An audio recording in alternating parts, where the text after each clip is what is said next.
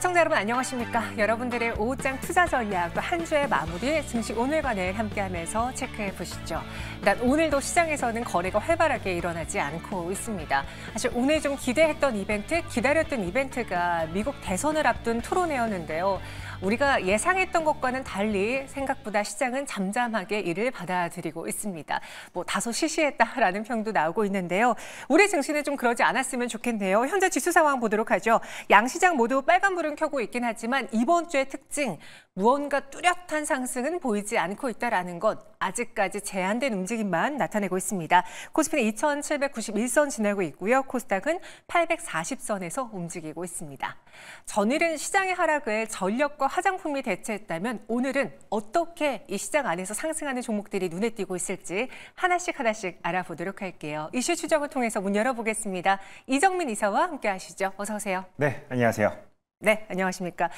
이번 주, 지난주 계속 반복되는 단어가 재미없는 시장이다, 제한된 움직임이다, 뭔가 뚜렷한 주도 섹터가 안 보인다라는 말이었는데 오늘 끝까지 그럴 것 같습니까? 네, 오늘 끝까지 오늘 또 금요일이기도 하기 때문에 또 미국 대선에서 특별한 이슈가 없었죠. 그러다 보니까 시장에서는 관망세가 오늘 같은 경우에는 지속적으로 좀 이어질 전망이라고 시청자 여러분께 좀 말씀을 드리겠습니다. 그런 의미에서 오늘 코스피 같은 경우에는 사실 시작 전에는 좀 긴장감이 어느 정도는 있었습니다. 전일 마이크론이 실적 발표 이후에 추가적인 하락이 나왔죠. 그래서 마이너스 7% 정도 하락하는 모습이 좀 나왔었는데 그 영향으로 인해서 SK 하이닉스와 삼성전자 또한 약보합세를 오늘 지속적으로 좀 보여주고 있습니다. 그다음에 또 이수페타시스가 오늘 장중에 좀 상승하는 모습들을 좀 보여주고 있죠. 이게 증권사에서 좋은 리포트가 좀 나왔는데요. AI 가속용 MLB 쇼티지가 하반기로 갈수록 더욱더 심화될 것이라는 전망이 좀 나왔습니다. 특히나 중국 법인 이익이 스퀘어미터당 과거에는 150불이었는데 현재는 450불까지 증가한 것으로 이제 알려지면서 이수페타시스로 수급이 어느 정도는 좀 몰리는 모습들을 좀 보여주고 있습니다. 그다음에 방금 앵커께서 간략하게 언급해 주셨지만요. 그 국제정세 불안 이슈로 인해서 대한해운을 비롯한 해운주들이 오늘 또한 강세를 좀 보이고 있는 게 코스피 지수의 특징이 된다라고 좀 말씀을 드리겠고요. 그다음에 코스닥 지수 같은 경우에는 네이버 웹툰이 나스닥 시장에 성공적으로 이제 상장하는 모습들을 좀 보여줬죠. 이 여파가 한국 시장에도 좀 이어지면서 오전 장중에는 미스터 블루를 비롯한 웹툰 관련주들로 수급이 몰리는 모습들을 보여줬습니다. 장중 한때 17%대까지 상승하는 모습을 보여줬지만 지금은 그 상승 폭이 많이 좀 좀 축소되는 모습들을 좀 보여줬고요. 최근에 그래도 섹터 중에서는 화장품이 가장 좀 두드러지는 모습들을 보여줬었는데 이번 주 같은 경우에는 실리콘2와 VT를 비롯해서 그동안 화장품 섹터를 이끌던 종목들이 조정세가 지속적으로 좀 나오고 있는 모습들을 보여주고 있습니다. 그다음에 유리기판 관련주죠. 기가비스와 SKC도 오늘 긍정적인 이야기들이 많이 시장에 좀 돌아다니면서 다시 한번 좀 주목이 쏠리면서 상승하는 모습들을 보여주고 있습니다. 한양투자증권에서 임상 이상 중간 데이터 발표 기대감을 표하는 리포트가 나오면서 오늘 같은 경우에는 이제 바이오 섹터에서도 조금 좋은 뉴스들이 흘러나오고 있다라고 시청자 여러분들께 좀 전달을 해드리겠고요. 그다음에 미국에서 냉동김밥 열풍이 식지 않았다는 뉴스가 다시 한번 좀 조명을 받으면서 김 관련주죠. 사조 대림과 풀무원에도 이제 수급이 몰리는 모습들이 보여주고 있습니다. 네, 현재 시장 안에서 눈에 띄는 특징주들 한번 빠르게 정리해드렸는데요. 그 안에서 여러분들이 눈여겨봐야 될 이슈 무엇이는지 지금부터 추적 들어가 보겠습니다. 저희 시청자분께서 한 분이 시장이 좋지 않아도 내가 갖고 있는 종목만 잘 가면 된다라고 했는데 혹시 오늘 해운주라던가 석유 관련주 들고 계신가요? 일촉즉발 이스라엘 헤즈볼라 사태로 인해서 물류 대란이 격화되고 있습니다. 저희가 며칠 전에도 이 해운 운임가가 계속 상승하고 있다. 관련주를 매수해봐도 될까요? 라는 질문을 드린 적이 있었는데 오늘은 그 온기가 다른 종목으로도 좀 번지고 있어서 이야기 나눠보겠고요. 이와 함께 OLED 디스플레이 시장도 점검해 보겠습니다. 먼저 이정민 이사님, 이 해운 운임가 상승으로 인해서 해운주들도 올라주고 있지만 오늘은 석유 관련주도 오전장이 좀 강했거든요. 그쵸. 시장에서 이 지정세 리스크, 이스라엘과 헤즈볼라 간의 이 전면 가능성 어떻게 받아들이고 있습니까? 네, 일단 시장에서는 오늘과 같은 이런 수급 쏠림을 놓고 봤을 때는 매우 좀 이제 실질적으로 일어날 확률이 높다라고 판단을 해서 미리 좀 선제적으로 반응을 하고 있다라고 우리가 좀 이해를 할 필요가 있을 것 같습니다. 특히나 매주 금요일 날 이제 그 상하이 컨테이너 운임 지수가 발표가 되죠. 근데 오늘 같은 경우에도 이제 운임 지수가 상승으로 이제 발표되지 않을까 하는 기대감을 안고 오늘 종목들이 상승을 하고 있다라고 좀 말씀을 드리겠고요.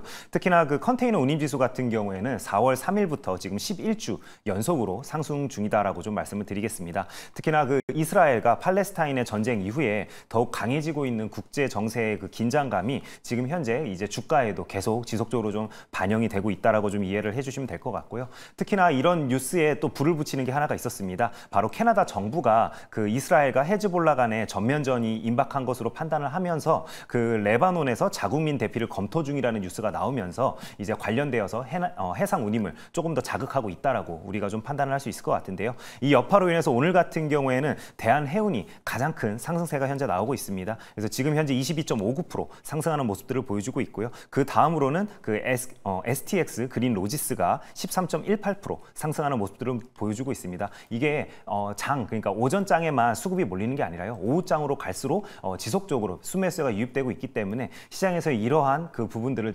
현재 좀 반영을 하고 있다라고 좀 말씀을 드리겠고요. 이와 반대되게 그 석유주와 관련되어 가지고는 오늘 같은 경우는 흥구석유와 한국석유가 그나마 반응이 제일 좋았었습니다. 근데 흥구석유 같은 경우에도 장 초반에만 수급이 좀 몰리는 모습들을 보여줬고요. 지금은 윗꼬리가 좀 길게 달렸기 때문에 이제 어느 정도는 좀 다운되는 모습들을 보여주고 있다라고 말씀을 드리겠습니다. 네, 지금 윗꼬리가 달리고 있는 흥구석유, 한국석유, 이 석유 관련주인데요. 저희가 앞서 해운주는 다뤄봤잖아요. 그럼 이 여파로 인해서 석유 관련주에 대한 매수도 괜찮은 건지 지금부터 투자 전략 한번 세워보겠습니다.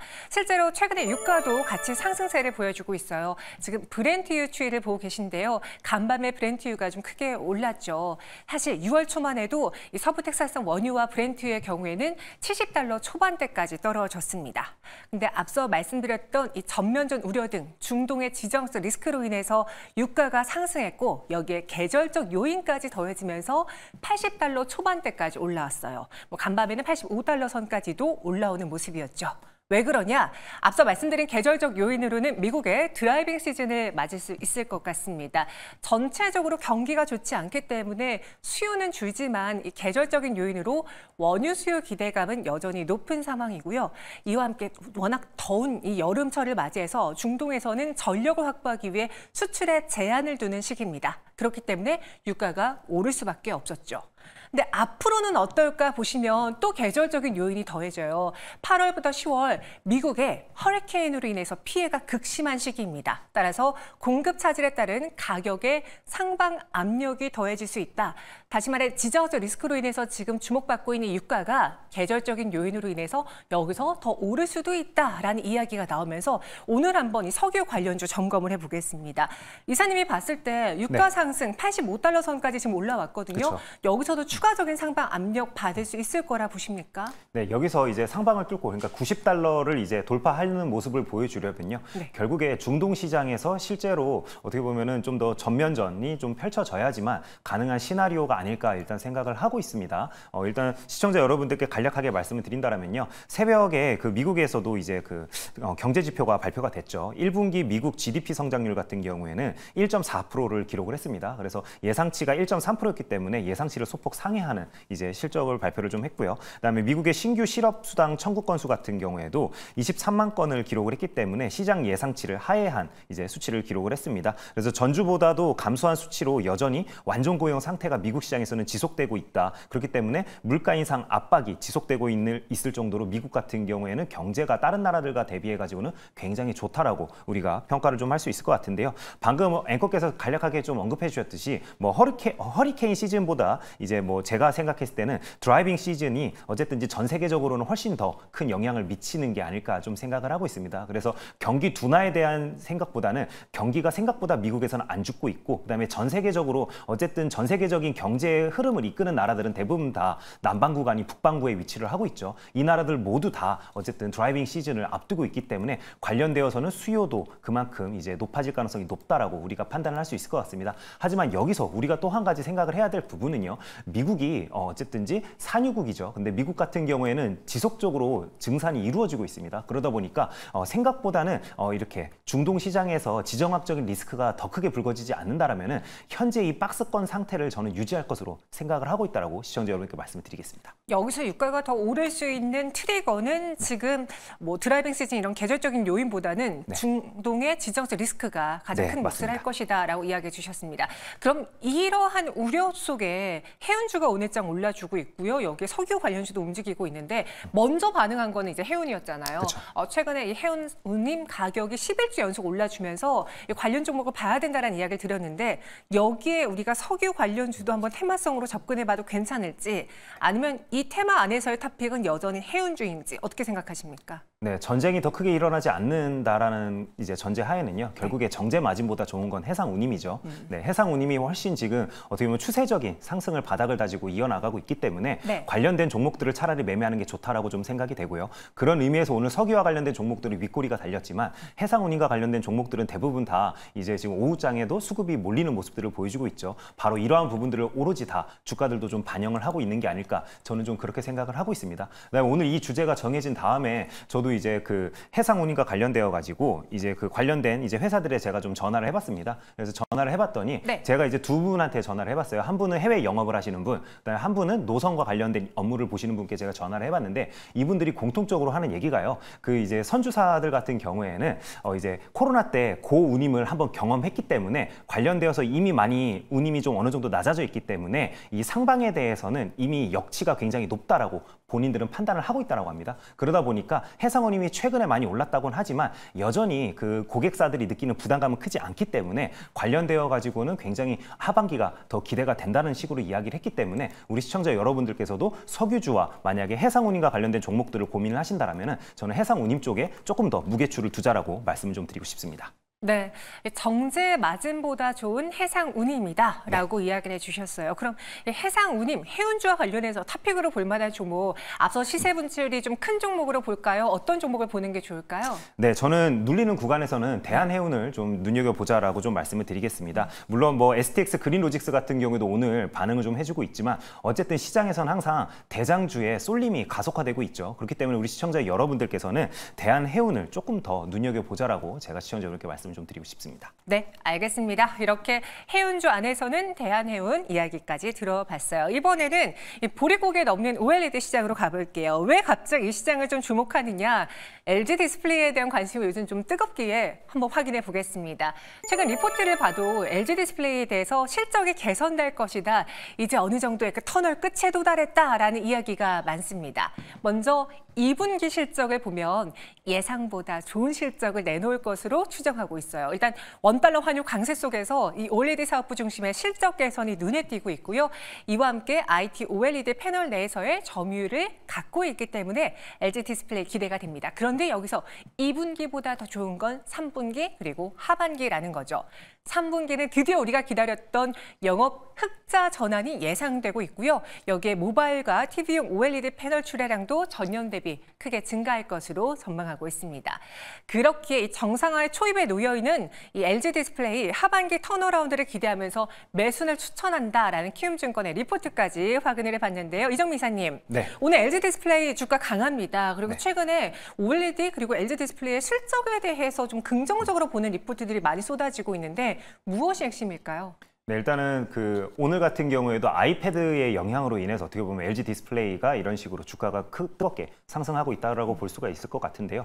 제가 최근에 발표된 아이패드 가격을 봤더니요, 이 노트북보다도 비싸더라고요. 그만큼 이제 애플 같은 경우에는 워낙 충성 고객층이 이제 탄탄하다 보니까 이런 식의 고가격의 이제 논란에도 어느 정도는 매출이 항상 잘 나오는 모습들을 보여줬기 때문에 그런 기대감을 안고 LG 디스플레이까지도 온풍이 오늘 같은 경우에는 불어오고 있다라고 시청자 여러분께 말씀을 드리겠습니다. 지금 현재 추정하는 증권가에서 추정하는 2분기 매출 같은 경우에는요, 6조 3천억 원대를 기록을 할 것으로 예상을 하고 있고 영업 손실은 3,517억 원을 전망을 하고 있습니다. 이는 전년 대비해 가지고 매출은 33% 증가한 거고요. 영업 손실은 60% 가까이 개선된 수치라고 시청자 여러분께 말씀을 좀 드리겠습니다. 어쨌든 이제 오늘도 같은 경우에도 원달러 환율이 불안한 모습들을 좀 보여주고 있죠. 여전히 고환율이기 때문에 원달러 환율에도 LG 디스플레이가 어느 정도는 수출주이기 때문에 좀 낙수 효과를 입지 않을까 하는 기대감을 가지고 있고요. 그다음에 애플의 신형 아이패드 같은 경우에도 프로 11인치와 13인치 두 모델 모두 LG 디스플레이는 현재 OLED를 공급하는 것으로 알려지고 있습니다. 반대로 삼성 같은 경우에는 11인치만 지금 현재 OLED를 공급하는 것으로 알려지고 있기 때문에 확실히 이 부분에서는 이제 LG 디스플레이가 삼성 대비해서는 강점을 가지고 있다라고 우리가 좀 판단할 수 있을 것 같고요.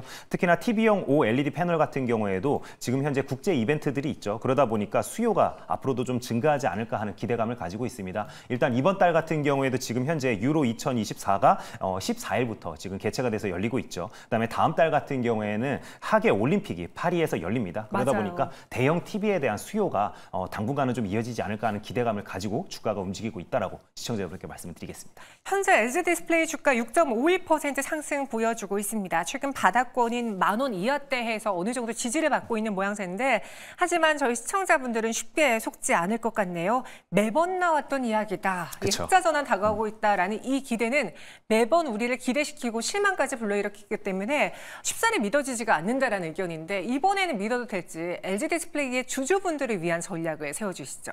네, 주주분들을 위해서 좀 말씀을 드린다면요. 일단 LG 디스플레이 근무하시는 분들이 굉장히 슬픈 소식입니다. 원래는 35세까지 희망퇴직을 그전에는 받고 있었는데 이번에 발표된 뉴스를 보니까 29세까지도 28세까지도 이제 확대를 했더라고요. 근데 물론 희망퇴직을 이렇게 하게 된다면은 당연히 재무제표상으로는 좋아질 수밖에 없겠죠. 일단은 고정 비용이었던 인건비가 줄어들기 때문에 3분기와 4분기 실적을 개선에는 분명 도움이 될 것으로 저도 좀 생각을 하고 있습니다. 특히나 애플향 아이패드 같은 경우에도 신제품 교체 수요가 어느 정도는 있기 때문에 충분히 그런 부분을 반영해서 주가도 계속 10,000원 저점대 구간은 어느 정도를 좀 바닥으로 형성을 하고 있다라고 시청자 여러분께 좀 말씀을 드리고 싶고요. 어쨌든 태블릿 시장 같은 경우에는 사실 전체 출하량이 굉장히 다이내믹하게 늘지는 않고 있습니다. 하지만 그 저가 라인은 중국산이 꽉 잡고 있고요. 그다음에 고가 라인은 아이패드가 독보적으로 이제 앞서는 모습들을 좀 보여주고 있기 때문에 그런 부분들에서 분명 마진의 개선은 이루어질 것으로 저는 좀 생각이 된다라고 시청자 여러분께 말씀을 드리고 싶습니다. 그렇기 때문에 아이패드가 지속적으로 고가 전략을 펴고 있기 때문에 관련된 부분에서 분명 LG 디스플레이도 어느 정도는 낙수 효과를 입을 수 있다라고 시청자분께 말씀을 드리겠고요. 네. 그다음에 오늘 같은 경우에도 최근에 어쨌든지 주가 지수 한번 보시면은 121선대 부근에서 움직이는 모습들을 보여주고 있고요. 제일 좋은 것은 어쨌든지 121선을 뚫어줄 때 직전 고점보다도 훨씬 더 거래 대금이 많이 터졌다는 부분을 저는 좀 강조해서 말씀을 드리고 싶습니다. 그렇기 때문에 이제 추세적인 하락은 어느 정도 끝나고 기간적으로 횡보를 거친 다음에 상승 초입 구간은 바라볼 수 있다라고 제가 시청자 여러분께 말씀을 드리겠고요. 하지만 여기서도 한 가지 좀 말씀드려야 될 부분 한 가지가 있습니다. 네. LG 관련주들은 우리가 장기적인 모멘텀을 가지고 투자하면 안 되는 종목들입니다. 네, 그렇기 때문에 항상 내가 어느 정도 가격대를 설정해 놓고 예를 들어서 직전 고점이 13,500원 부근이죠. 그렇다면은 이 박스권 안에서 매매한다는 생각으로는 접근하기에는 굉장히 괜찮은 가격대다라고 시청자 여러분께 말씀을 좀 드리고 싶습니다. 상승 초입 국면일 수 있다라는 네. 이야기 들어봤습니다. 그럼 시선을 OLED 디스플레이 시장으로 좀 넓혀보자면 원래 그동안은 접냐 마냐 뭐 굴리냐 접히냐 그쵸. 이런 네. 것 때문에 이 폴더블폰 이야기를 많이 했잖아요. 여전히 OLED 시장 안에서 핫 키워드는 폴더블인 건지 아니면 요즘 뭐 텐덤 OLED라는 이야기도 나오고 있던데 네. 우리가 눈여겨보면서 투자 관점으로 미리 선점할 만한 키워드는 뭐가 있을지요? 네, 텐덤 OLED가 최근에 다시 한번 주목을 받는 모습들을 보여주고 있지만 네. 여전히 반도체에 대비해가지고는요. 그렇게까지 큰 열풍을 일으킬 정도의 시장의 중심 키워드는 안 될 것으로 저는 생각을 하고 있습니다. 하지만 그럼에도 불구하고 최근에 OLED와 관련된 섹터들이 워낙 이제 이슈가 없었기 때문에 바닥에서의 어느 정도 그 슈팅은 나올 수 있을 정도의 뉴스는 된다라고 시청자 여러분께 먼저 좀 전제로 말씀을 좀 드리겠고요. 이 텐덤 OLED가 뭔지 좀 말씀을 드린다면은 발광층을 2개로 쌓아서요. 기존에는 이제 단층이었던데 단층과 같은 두께를 유지하면서도 밝기와 내구성을 더욱더 키운 모델이 바로 텐덤 OLED다라고 시청자 여러분께 말씀을 드리겠습니다. 이게 LG 디스플레이가 2019년도에 세계 최초로 개발한 모델입니다. 그래서 이게 양산을 시작을 하면서 차량용 디스플레이에 납품을 시작한 게 바로 LG 디스플레이가 최초가 된다라고 좀 말씀을 드리겠고요.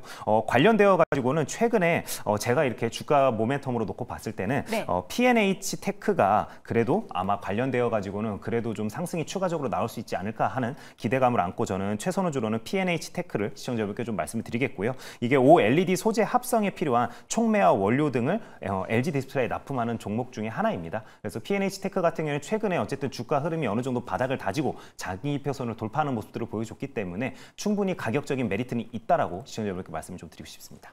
네, 그래서 이 P&H 테크와 함께 LG 디스플레이 시장 이야기 나눠봤습니다. 상승 초입이라고 하니까 이번에는 우리를 속이지 않고 기대에 부응하는 주가를 보여줬으면 좋겠네요. 오늘의 두 가지 이슈 추적 이정민 이사와 함께했습니다. 고맙습니다. 네, 감사합니다.